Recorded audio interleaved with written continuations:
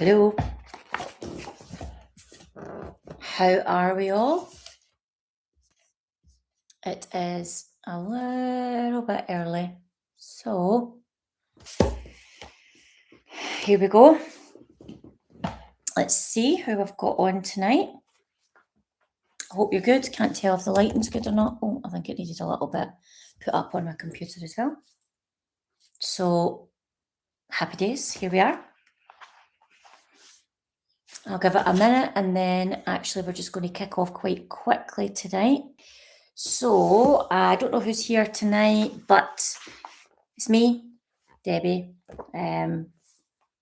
author. Uncertainty is Your Superpower. This is my book, and I'll be reading from that tonight. You can buy my book if you're interested, Amazon, on Kindle or paperback.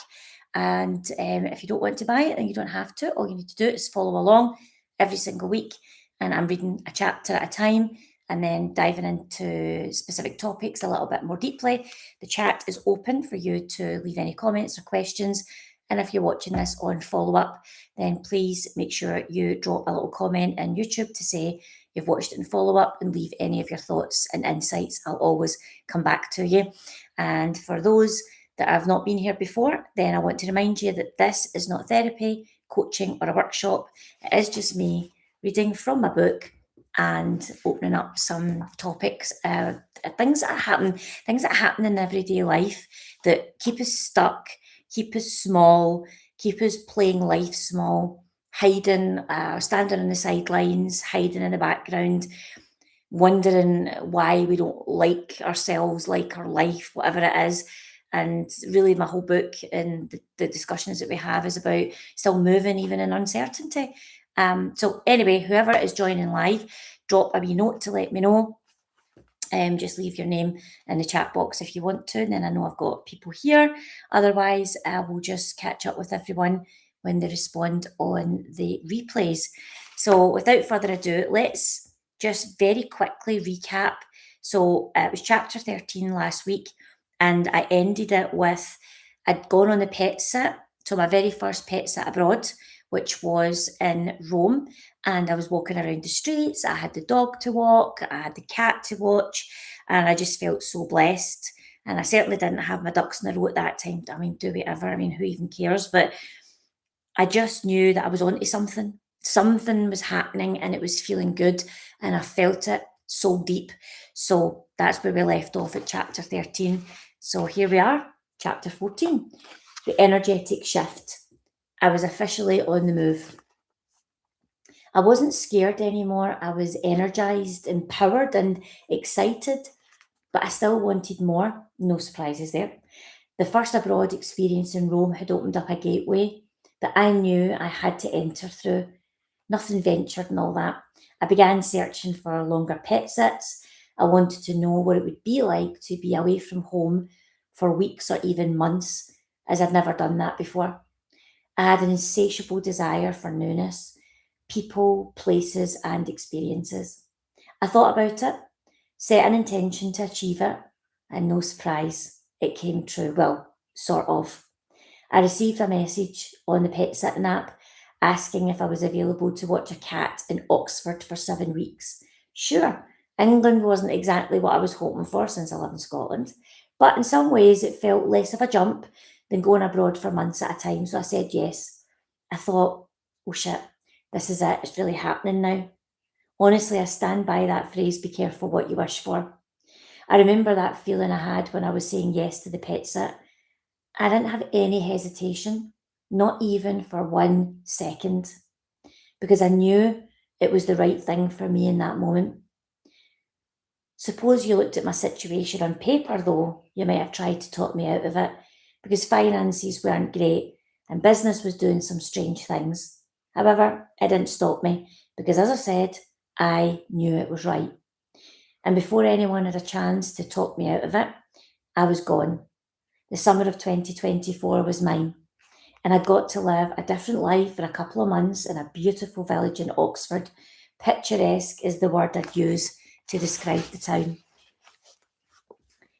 The experience was everything I needed, and I didn't miss home, not in the way I thought I might. In fact, I dreaded returning home by the end of my trip because I had no plan in place for my next moves.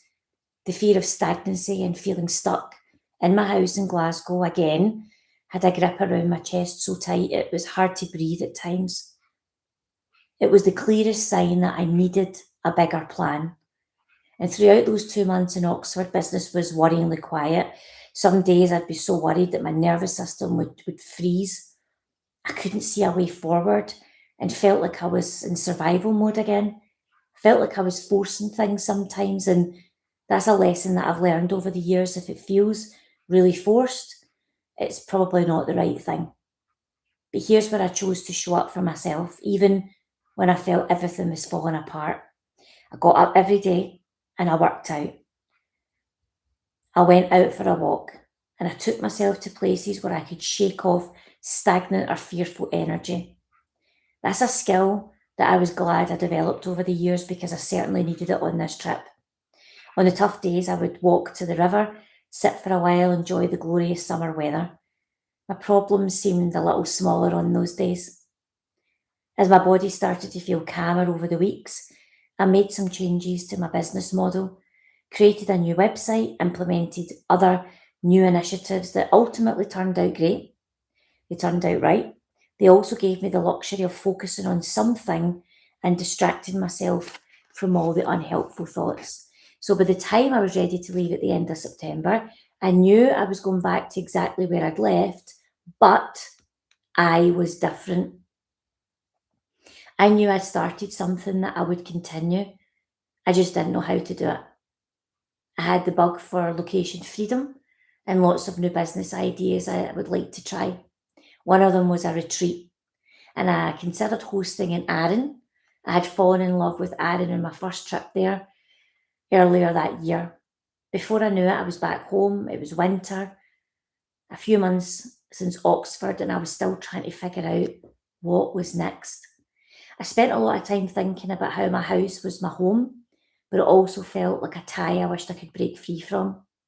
I'd considered renting it out, but it didn't feel comfortable with people staying in my house, and I had nowhere permanent to go, so I just shelved the idea. I wanted to travel again, but I had my home in Glasgow and all the bills that come with owning a house, so funding two places didn't seem like the best financial idea. I knew I could do more pet sitting, but I wanted more freedom, no animals to take care of, and a choice of exactly where I wanted to stay, when, and for how long. The cogs in my mind were turning. I was looking for something big, energetically expansive, and something that would take me to the next phase of my life. 2025 was around the corner and I was ready for more. But more of what? Of that, I just wasn't sure. What I was sure of, though, was that 2025 was going to be my year of significant change. In what way, I didn't know how. I just knew it was time for some serious action.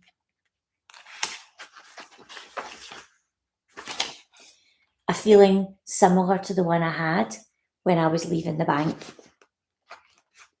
which was the toxic corporate situation for me. And I knew I would never take another corporate job. So I knew when I left, it felt good. I had changed and I wanted to match that with a new plan. On a lucky day in social media, I happened to exchange some friendly messages with a fantastic woman in the business world. Sometimes energies match, and I liked her vibe so much.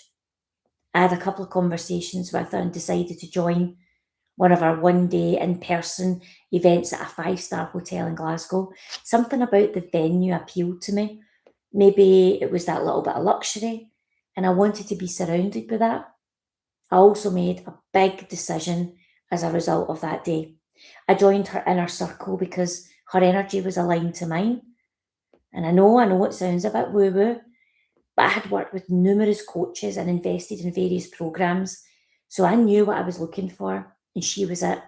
And her offering was the perfect blend of community, one on one, and a touch of a spiritual vibe. I did not need more strategy. I desired connection and to be genuinely heard and seen. To feel safe, I could finally listen to my inner voice. I wanted to feel part of something. Being a solo business owner can be incredibly lonely. but less so when you have the right people around you who don't raise an eyebrow when they hear your audacious goals. This next move was pricey, but it was intensive and immersive, and something inside me knew that this would be the thing that cracked me open. I was really ready to feel supported in the same way I supported others. It was my time to receive, and oh boy, was I unprepared for what came next. So, the whisper at the end of the chapter: when the energy around you starts to rise, don't shrink to fit your old life.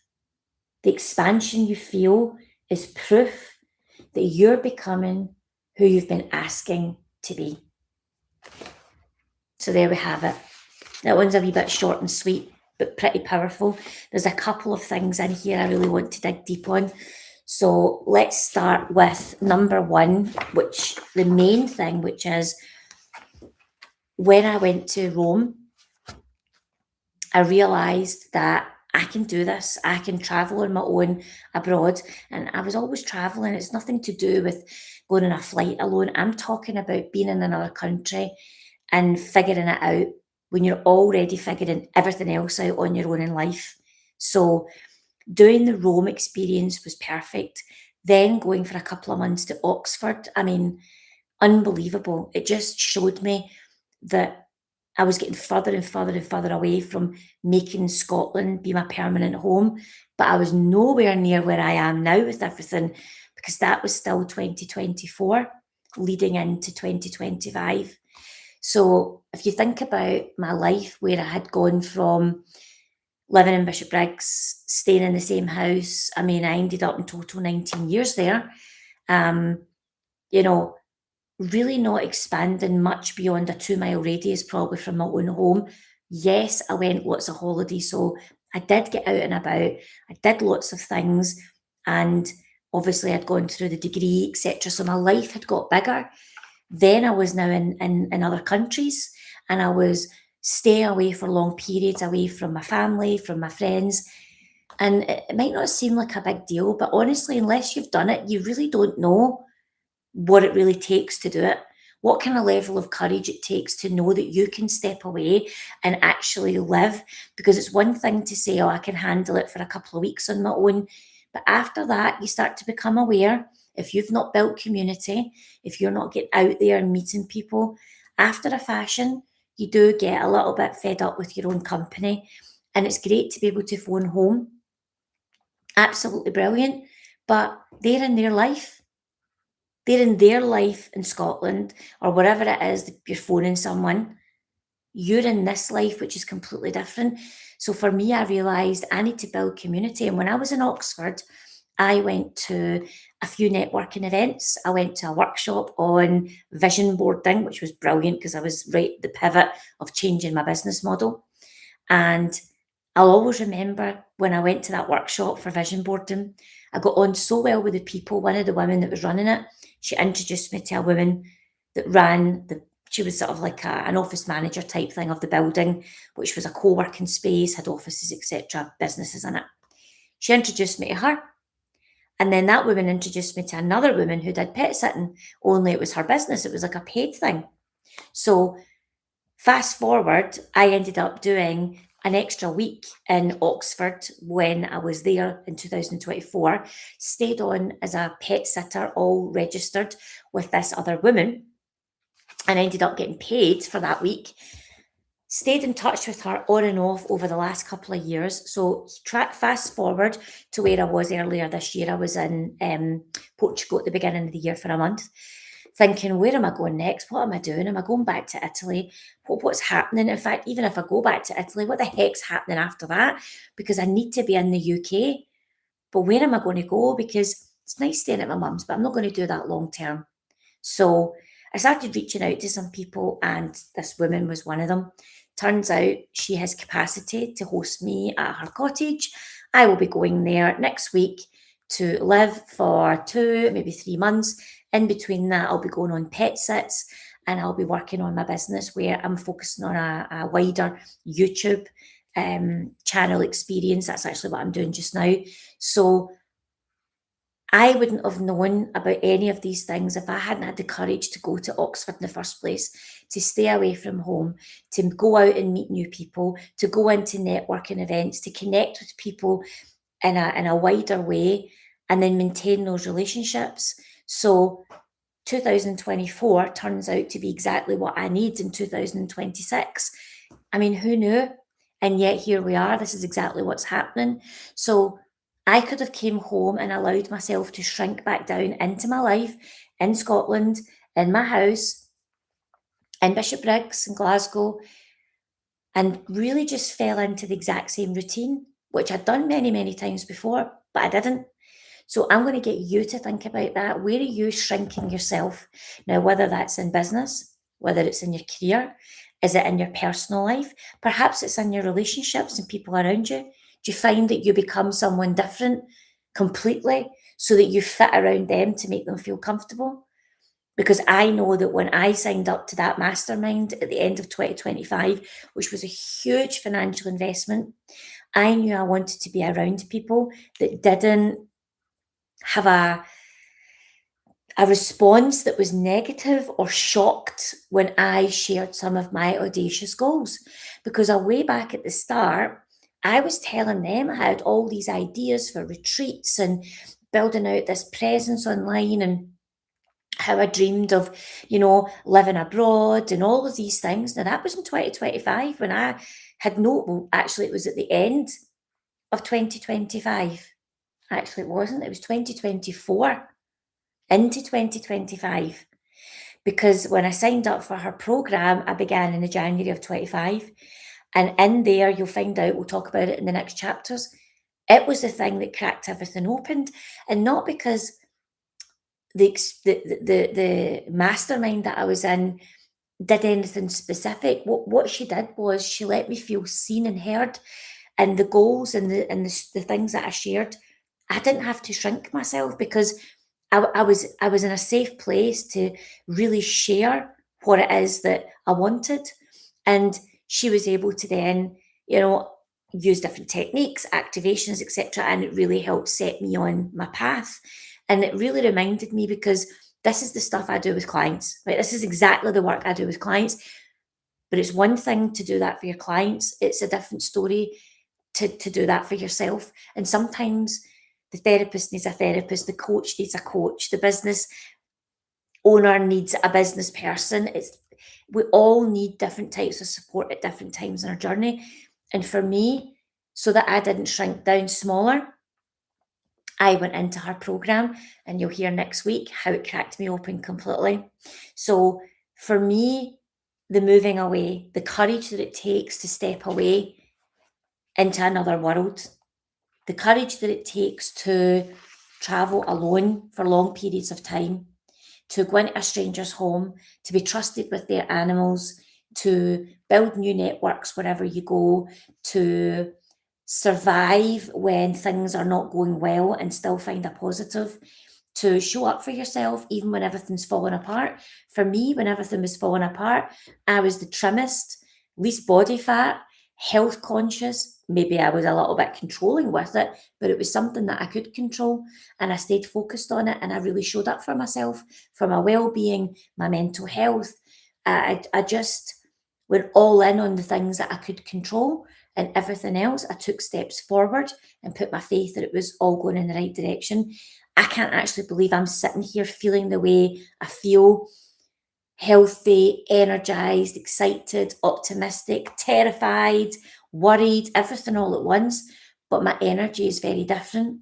How I present is very different, because I've had enough experiences now to know that when I trust myself and I trust my gut and I've calmed my nervous system and I can take the baby steps forward, that the path will unfold. And believe me when I say I am still doing that as we speak right now. That hasn't changed. Every day I step forward, I still mostly don't know what I'm doing. And that's the God's honest truth. There might be days where I have a better idea than others. There'll be steps that I'm taking that I feel confident will take me where I want to go, but I never fully know the outcomes. I'm always juggling tasks, juggling finances, juggling locations, Just juggle, juggle, juggle, juggle all the time. Oh, something disconnected there. Don't know what happened. Um, but yeah, just yeah, let's have a look at even a couple of the reflections, okay? So the journal prompts. Where in your life are you being invited to expand beyond what feels safe? So what? Think about what makes you feel safe. It's comfortable. It's familiar. It's what you're used to. But where are you maybe being invited to explore something beyond that? And what does your next chapter look like and feel like? So your next energetic chapter, right? And are you making room for it? Now, here's the thing, are you making room for it? It seems like a flyaway statement, but it's so true because my journey on this experience, I've had to make room by letting things go. People for periods of time, security, safety, finances, um, things. You now know that my house has been rented out, and we'll come to that in the next chapters when I talk about it. But I've had to let a lot of things go to make space for the new things to come in. And one of the biggest things that I worked on to let go was mindset issues, limiting beliefs that were keeping me stuck, old stories about who I thought I was supposed to be based on what other people thought I was. We all get pigeonholed in our families and in our friends group. We are that person who is the person that you fill in the blanks. Yeah. So when you decide who you want to be, it can be tricky to let go and step into that version of yourself that will take you where you want to go. Like I've got a friend, right? So recently we were talking about something and he actually wrote this in his notes in his phone because he really liked it. So we were talking about the old versions of ourselves. For me, like Ibiza Debbie, party lifestyle, going out drinking, all that kind of stuff. Now, I'm not saying I don't like a drink. I love a beer like the next person. I drank more over my birthday season than I think I probably drank in the previous 6 months because it was my birthday season, right? And that's okay. And I was also leaving Italy and I was going to miss people.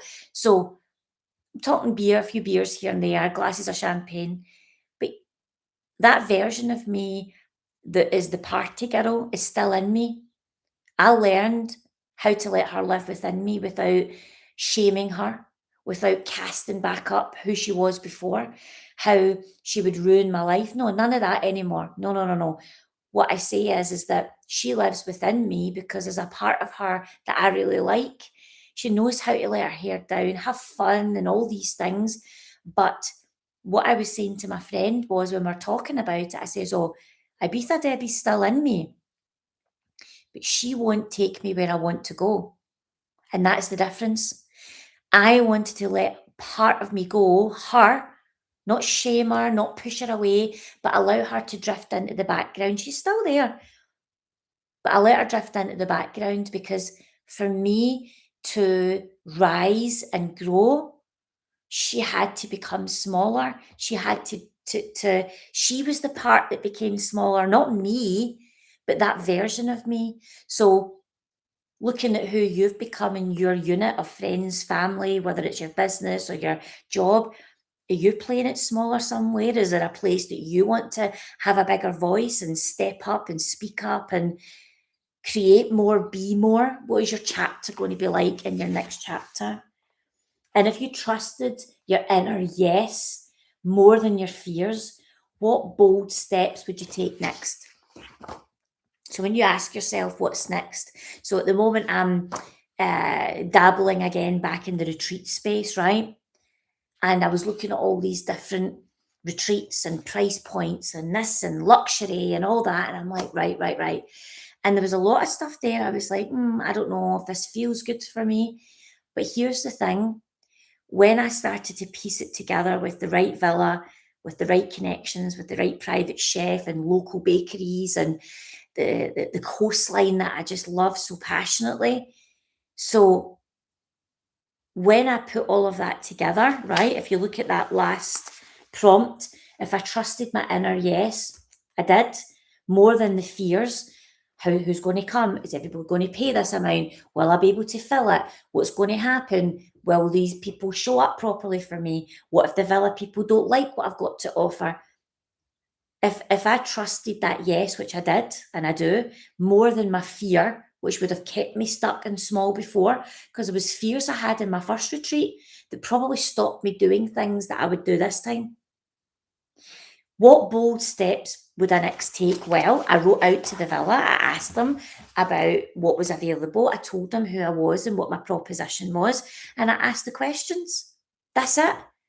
So you don't have to tomorrow say, like me, oh, I've booked a retreat and now I've got 7 spots to fill at this price point and I need to set up my marketing and my website. No, that's too overwhelming. What I needed to do was just take one baby step because I wasn't scared to believe in my own voice that said, this is the right vision. This is the one to go for. So you have a think about, are you playing it small? Are you playing it small in your relationships? Like, do you quiet yourself down to not become a bigger version of you in company and crowds and your family, your friends? Are you playing it small in your work? Are you playing it small in your business? I know I've been, and this is where I'm really trying my best now to step it up and be more vocal, have a stronger voice, and really just show people what's possible when you do that inner work and you take those risks and you walk through uncertainty. Even though there's fear, you can still keep going. All of these things are really just the output of my own life. And this is why the book to me matters, because it is a mirror for you to see your own life, but also for you to see exactly what I did in mine. So yeah, I'm going to leave it there today. And anyone watching this on catch up, please, even if you've got a question about pet sitting, if you want to know how I went about it, how I did it, I'm happy to share anything with you, because I believe it's a really good stepping stone to the next phase if you're looking to do some travel, but you're trying to minimize the cost. So happy to always share how I did these things, or even just pop in the YouTube chat that you've watched it on replay and leave any thoughts, comments, or feedback or whatever. So I'm still here in Scotland, as you can see, still in my mum's living room. Next Tuesday, I will still be here, but it will be my last Tuesday in Scotland because my final chapters of Sofa Chats, believe it or not, will be when I'm in that beautiful place again in Oxford. And I can't actually believe I've went full circle in the time of the book. I've read this book from Italy, where I spend a lot of my time. I've read this book from when I've been in London, where I'm always visiting. I've read this book when I am in Scotland, which is my home where my family are. And I'm going to be reading it in Oxford, where a lot of this journey actually began. So yeah, it's quite important for me. And pretty meaningful. So I hope you stay along for the journey and watch out for more of my content that's coming out, because I am doing a lot of work in this space. So yeah, just to be continued, shall we say. I will see you all next week. And remember, description for the book, to buy it if you want, to subscribe, to keep joining along so you're notified of the videos. And there's a link in my description to my website where I'll eventually, when it all comes together, be putting my retreat information. See you next week.